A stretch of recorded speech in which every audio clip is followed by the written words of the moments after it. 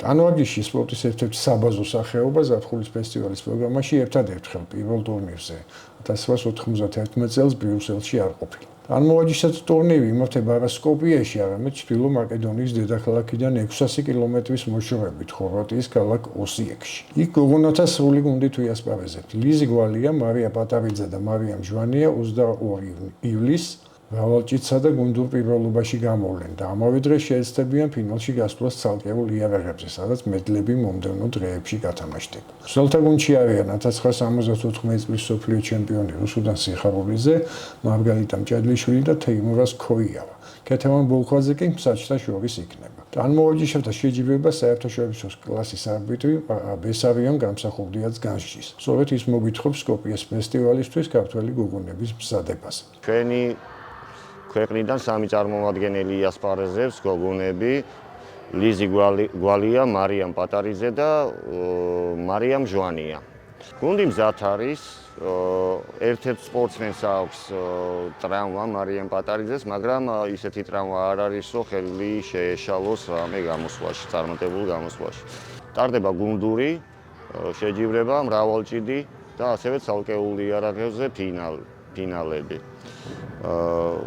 გუნდურით და მრავალჭიდით ტარდება პირველივე დღეს შეჯიბრების, ანუ არ აქვთ ფინალი, პირდაპირ დაჯილდოვდებიან პირველ სამ ადგილზე გასული გუნდები და პირველ სამ ადგილზე გასული მრავალჭიდელი სპორტსმენები. შანსები ჩვენ ვიმედოვნებთ, რომ მარიამ ჟვანია ძალიან ძლიერი სპორტსმენია, მაგრამ მისი პირველი სტარტია, ესე ვთქვათ, ესეთი დონის შეჯიბრებზე და გვაქვს იმედი, რომ მინიმუმ ფინალში მოხვდები და მედლისთვის აუცილებლად ვიბრძოლებთ.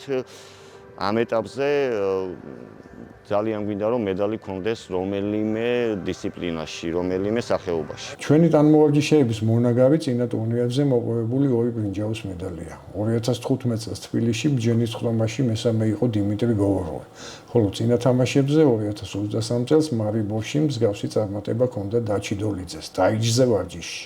ეს დიდი ხნის წინ მოხდა, მაგრამ ახალი პერსპექტივით თაობაც წამოვიდა, იმედია ისინი გააგრძელებენ ტრადიციებს.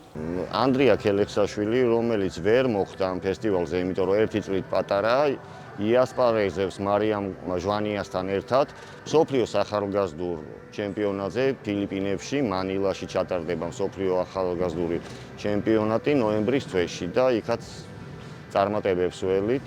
ოლიმპიურმა კომიტეტმა, სპორტის სამინისტრომ ყველამ ხელი შეგვიწყო, რომ ეს სპორტსმენები, ეს სამი სპორტსმენი კარგად მომზადებული იყო და ყველანაირი პირობა შეგვიქმნა ამისთვის, რომ წარმატებით იასპარეზონ ჩვენმა სპორტსმენებმა მსოფლიოს ევროპის ახალგაზრდულ ფესტივალს. უსურვებთ წარმატებებს ყველას სამივე ამ სპორტსმენს და წარმატებულ ასპარეზობას, რა თქმა უნდა, ოსიეკში.